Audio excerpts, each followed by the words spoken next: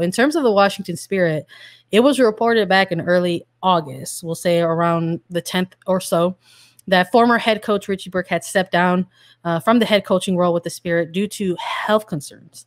And essentially, a mere 12 to 24 hours later, both the league and this Spirit were reached out to by the Washington Post, for an investigative report that was currently taking place around head coach Richie Burke for things like abusive behavior or reports of like a toxic culture. And then that following morning, once the report was released, additional newer statements were made by both the Spirit and the league, saying that due to the credible reporting that there was a current investigation for all of those things underway in regards to the Washington Spirit and Richie Burke. So that happened pretty early on, which we were aware about, and we had reported on that it initially, which red flags to us and I think to a lot of fans out there, that initially it was reported that these were health concerns. And then very, very quickly it became, no, this is an investigation for abusive behavior against Richie Burke, which was surprising to a number of fans, but also not so surprising based on Richie Burke's background. He had previously been flagged, I'm going to say, for that type of behavior, never coaching in the NCAA before or never coaching professionally before. He was still given this job at the Washington Spirit. Then as events continue to go on, there were maybe some things that happened within Washington Spirit that surface level fans aren't so aware of, that didn't make the biggest news, with partnerships and things that happened there. That was later on in August, maybe a week or so after this initial announcement. Sandra, what contracts were made and what happened that maybe Spirit supporters weren't so happy about? Yeah, so getting into rolling on with the chronological order of these things, before we actually jump into that, I also want to make an important note that within that initial reporting regarding the culture at the Spirit and the head coach in Richie Burke, that former Washington Spirit player Kai McCullough went on record within that reporting, which was a very, very brave thing to do, all things considered, and the very type of sensitive reporting that is involved in that, while a number of other players wanted to remain anonymous for, quite frankly, fear of, backlash from that. So that's a very, very tense moment to have coming out of your club. And to just a week to 10 days later, make the announcement of a front jersey sponsorship at the time, which was with IntelliBridge, which is a defense contractor, homeland security, law enforcement, and the front of the jersey is a very, very big deal. It's what everybody is going to be really taking a look at firsthand, and that didn't resonate very well with the fandom of the Spirit at the time, and they sort of express that, in the following game. So the Spirit ended up hosting North Carolina Courage on August 29th. And this was on the same night where the Spirit announced a service member appreciation night. So in that, there was the announcement of the front jersey sponsor with IntelliBridge.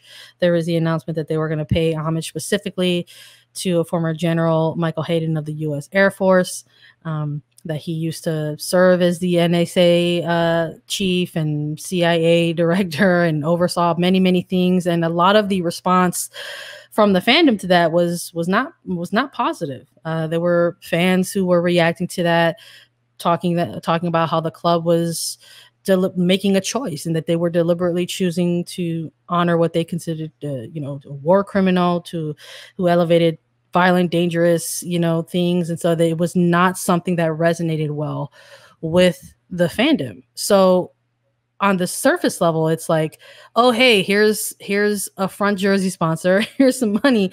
But the fan base is incredibly engaged in this league. I think they have shown that time and time again. So once this was announced, it was 0% shocking that they were doing their own due diligence and taking a look into things, and seeing if any of this may be aligned with their own core beliefs. And it just didn't. And it kind of really just boiled over.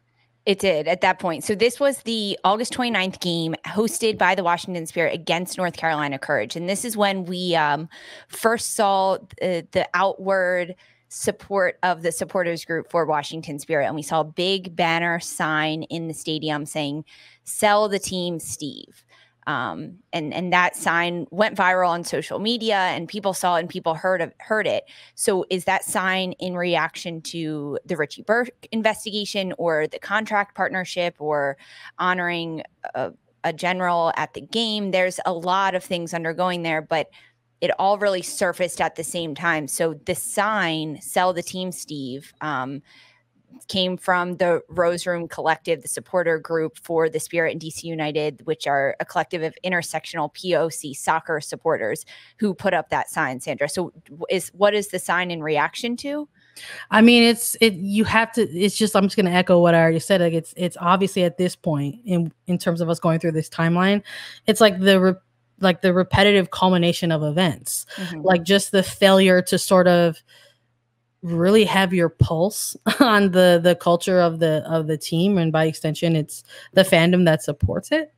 So to just sort of have everything coming out around Richie Burke, and then taking a step back, even going back into 2019 and how he was appointed, that it just really echoed and looked like this was a coach that got brought in with very minimal experience and and some due to stronger ties to and the administration that was in place of the franchise, as opposed to like their own experience. So Richie Burke was coming in to coach a women's professional soccer side with just some youth coaching experience and never having the experience of coaching within the women's or non-men's side of the game before. So these are all like a culmination of events for only 2 years later to have this type of reporting come out about toxic culture, abusive language, abusive harassment type level behavior, and then having the announcement of the IntelliBridge, Front Jersey sponsor. It's just sort of, and this is very early in this timeline, but even then, it just sort of feels like that's just a boiling over. So yes, the fandom went ahead and they wanted to express themselves, and they tried to do that. And if anything, them being asked to take that type of stuff down within the game, because they were asked to take it down, I think just sort of continues to keep that bad blood boiling.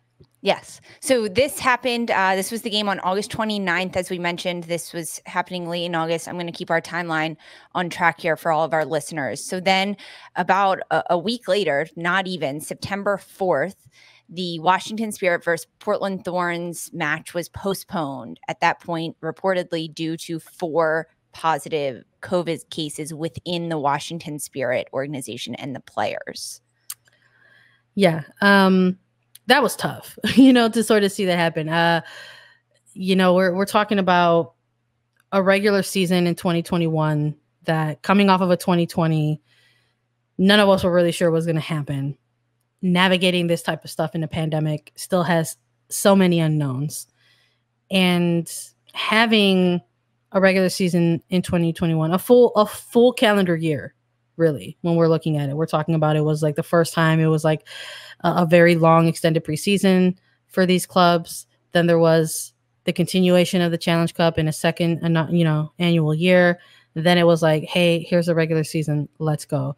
And all of this is happening because at the time you would imagine that there's like this very mutual collective agreement that, hey, we're all going to need to really try our best here to ensure the best practices to navigate a professional league through a pandemic.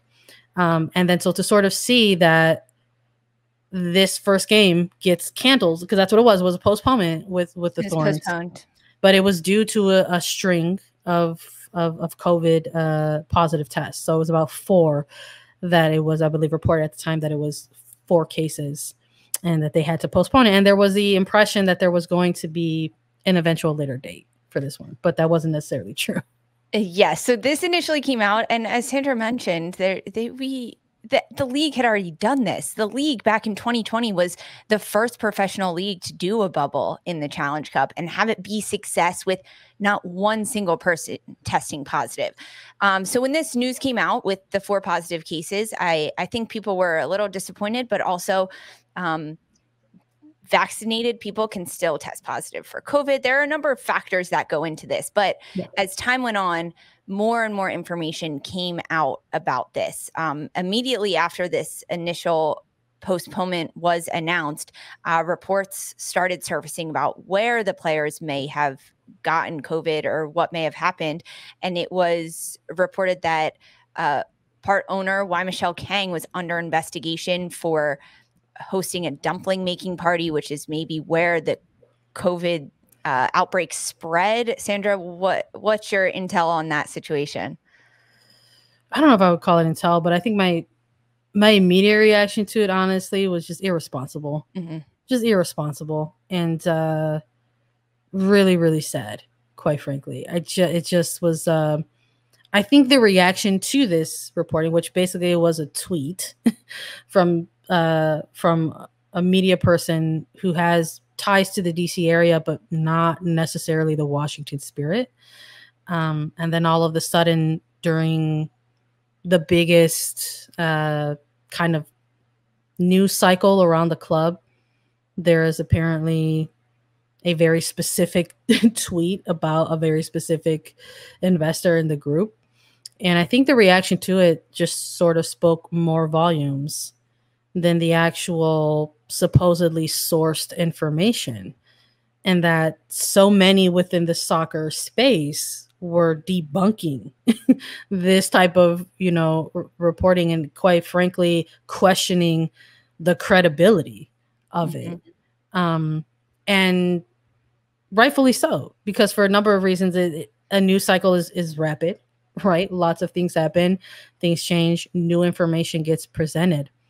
And also it was very dangerous. And I think I echoed this on our previous episode where we were talking about the Washington Spirit news at the time, which wasn't as lengthy, as it is now. But I refer to it as dangerous because it is, and it was, and it still is, to continue to sort of put things out there that could potentially fan the flames of, racist and racialized moments against people who suffer these type of things all the time. So to put that out there is very, very dangerous, especially in a time, in an era where we're living, where we're seeing hate crimes against Asian American Pacific Islanders just sort of at a level really unheard of before.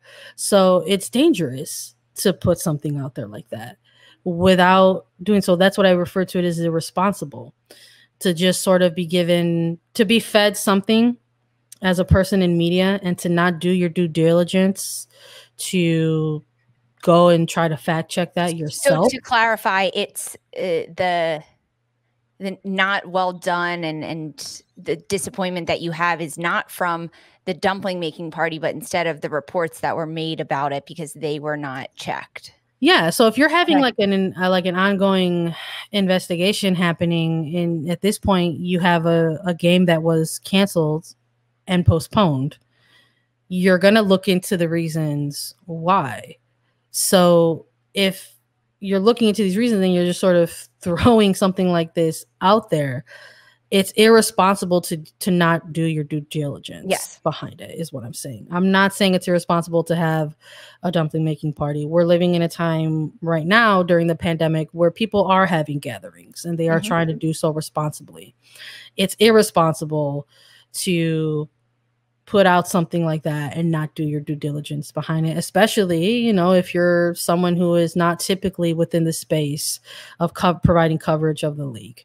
Yes. So this that was what was reported with not a lot of credibility, but social media plays a huge part in journalism these days and in spreading of news and also the spreading of rumors. It was also reported that another part owner, Steve Baldwin, was the one that put Kang under investigation during this time. That was actually reported and confirmed by The Athletic, I believe. So that there was, because of that being put out there, and because I'm sure at the time all things were being looked at as to what happened here, why is there a string of positive cases at the Washington Spirit? You're looking at everything, right? But in doing that, you're finding out different reasons or outlets as to why, and it was confirmed by The Athletic that Steve Baldwin went ahead and sort of asked for this investigation to take place. So this all happened early September, and then we heard from Kaya McCullough herself, who was the former Washington Spirit player, who was the only person to go on record initially with the Washington Post article that really started these investigations for former head coach Richie Burke. So Kaya McCullough has a podcast called Unfiltered with Kaya McCullough, and she has an episode called Truth Be Told.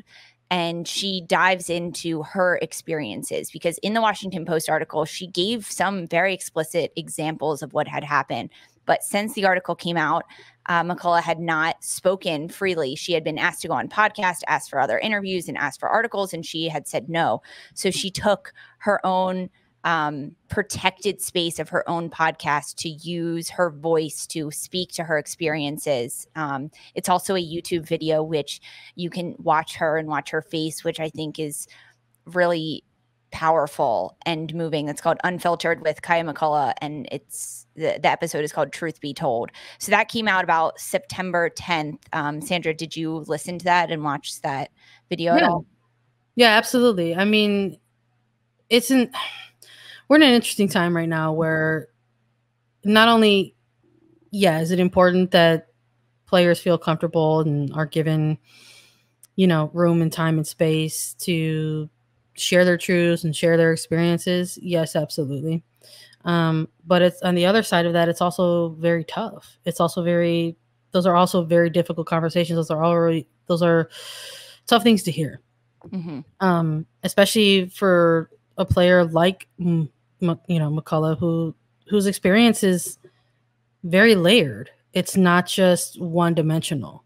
And within her podcast and on her video, which people can go and check out and see and examine for themselves, she talks about all these different areas in which she essentially experienced trauma, that it's not just one direct way. So we're talking about issues of, harassment, verbal abuse, racism. These are things that not every player can relate to. Her experiences are going to be different from a non-Black player. And people need to try to empathize with that as the best way they can.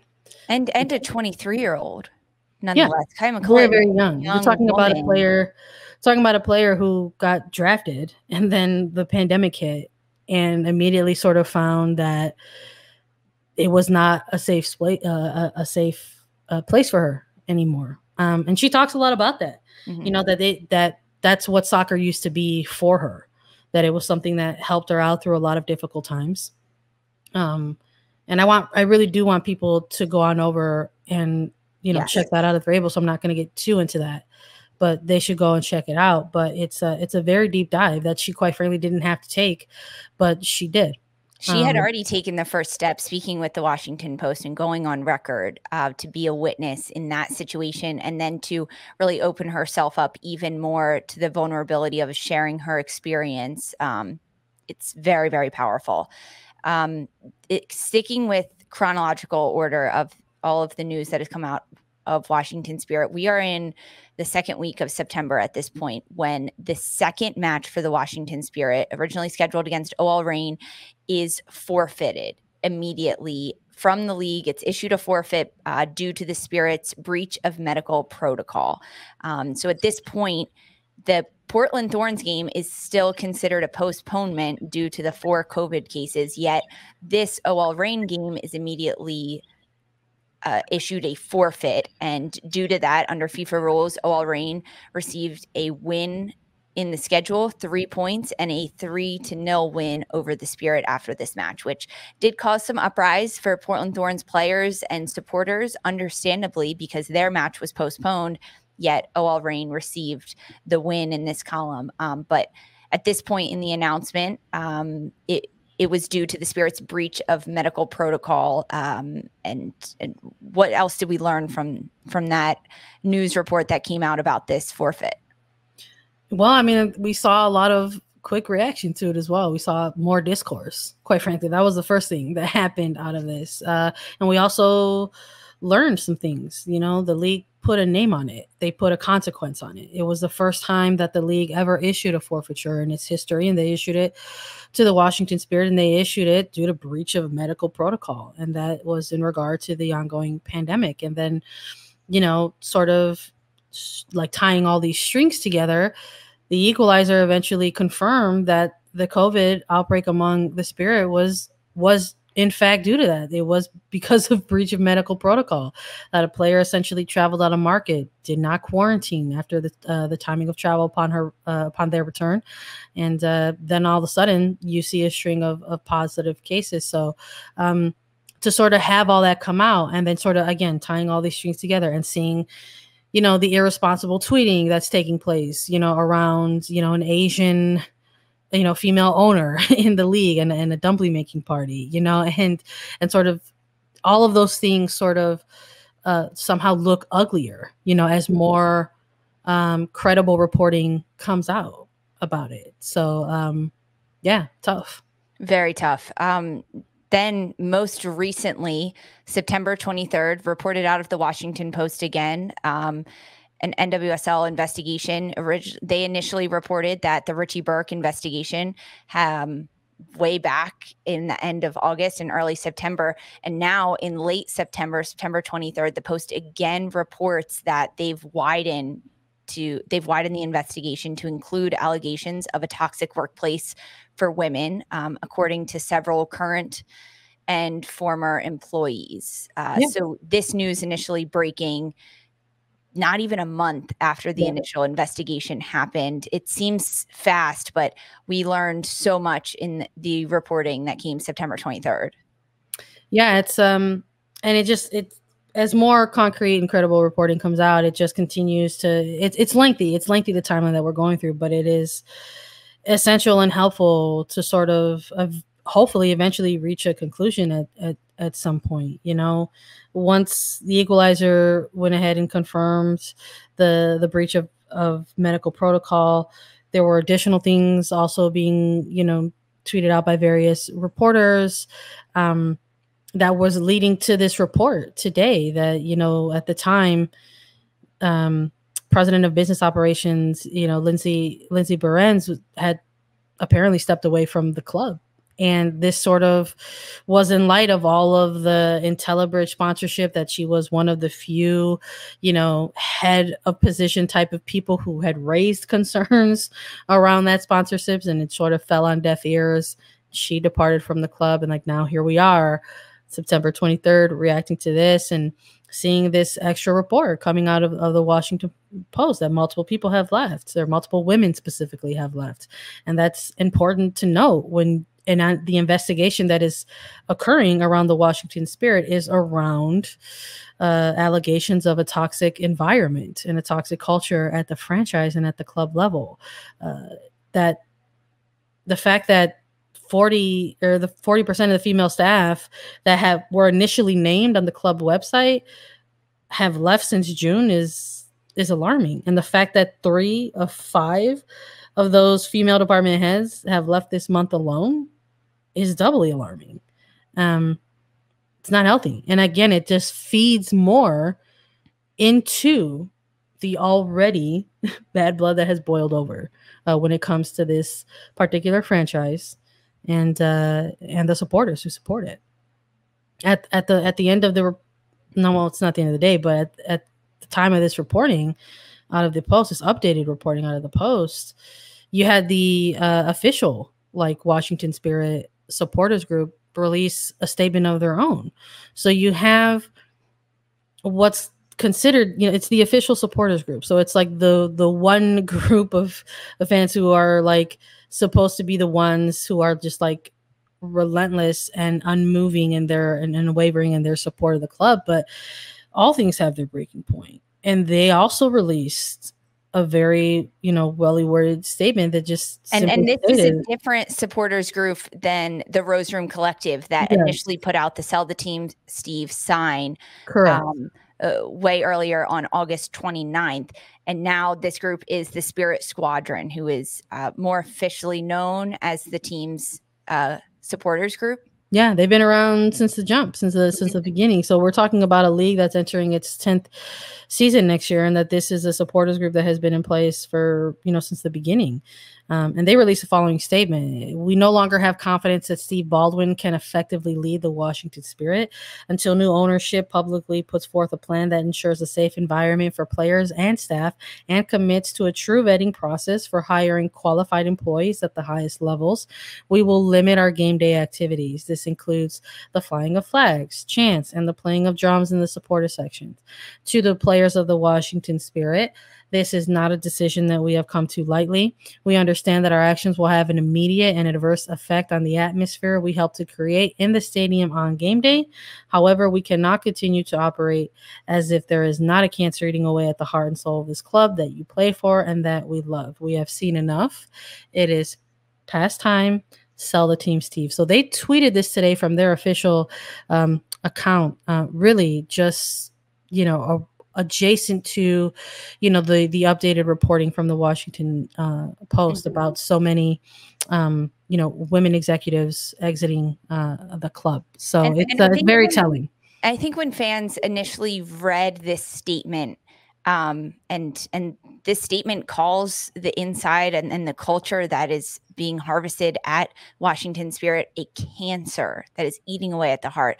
And I think when initially fans of the league and of the Washington Spirit read this statement, they were like, oh, it's all due to the Richie Burke investigation, which I firmly believe is a majority of the reason that this statement came out. But once you look at the full timeline of what has happened based on the sponsorship announcement and hire female executives leaving within the company and Sell the Team Steve coming on a Spirit night honoring the service members. There are so many layers to this announcement that was put out by the supporters group for the Spirit that it's not one-fold. It's probably not even two-fold, maybe three, 4, 5-fold. There's so many layers to this situation and to this statement. And I firmly believe that this decision, as they said, especially for the players, did not come lightly. Lots of conversations and lots of how can the supporters group make a difference, stand behind the players on the field while also trying to make a stand for the club that they love, that they want to see succeed.